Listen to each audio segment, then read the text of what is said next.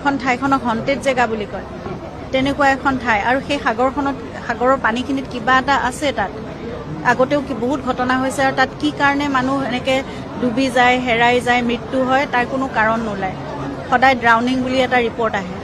গতিকে তেনেকুৱা এখন মিষ্টেৰিয়াছ জেগালৈ জুবিনক কিয় নিব লগা হৈছিল যিখিনি ভিডিঅ' এতিয়া ওলাই আছে সেই মুহূৰ্তখিনিত অকণমান যত্ন ল'ব নোৱাৰিলে অকণমান মৰম কৰিব নোৱাৰিলে নে তেওঁ আঁতৰাই অনাটো একো ডাঙৰ কথা নাছিল পানীৰ পৰা সেইখিনি কিয় নকৰিলে মই মানে কথাটো বুজি নাপাওঁ মই সেইকাৰণে মই এইবোৰ কথা জানিব লাগে মই সেইকাৰণেই বিচাৰিছোঁ যে ন্যায় হওক বিচাৰ হওক আমি তেনেকুৱা দ পানীত সাঁতুৰিবলৈ বা তেওঁ ভাগৰি যোৱালৈকে সাঁতুৰিবলৈ আমি কেতিয়াও তেনেকৈ নিদিওঁ সেইকণ যত্ন সেইকণ অকণমান চকু দিলেই হৈ যায় জুবিনক ইমান কঠিন একোৱেই নহয় তেওঁৰ লগতে অকণমান ফূৰ্তি কৰি আমি এতিয়া বেলেগ এটা কিবা কৰিম দেই বুলি তেওঁক ডাইভাৰ্ট কৰি লৈ আহিব পাৰি লাইফ জেকেট তেওঁ নিপিন্ধো বুলি যদি নিজেও ভাবে